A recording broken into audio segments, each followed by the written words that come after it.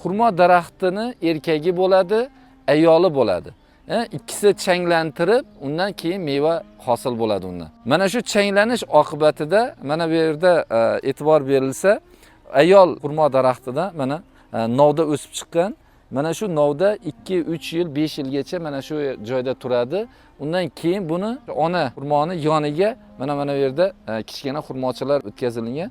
Mana shu yerlarda katta qilinadi. Undan keyin boshqa joyga ko'chirsa bo'ladi.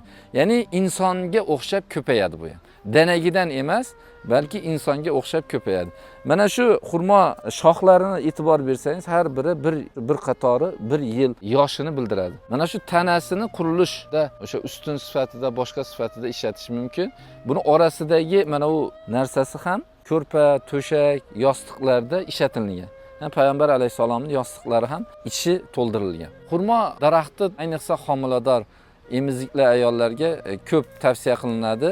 O'sha ziyoratchilarga 2 narsa tavsiya qilinadi. Olib ketish sifatida Madina xurmosi va Makkadan Zamzam tavsiya qilinadi.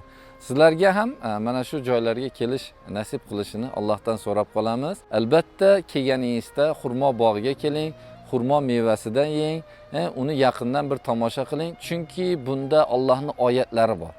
Mana shu oyatlarni o'qib biz undan ibrat olsak, hayotimizga bir ma'naviy foyda olsak, ana shunda nur ustiga a'lo nur bo'ladi.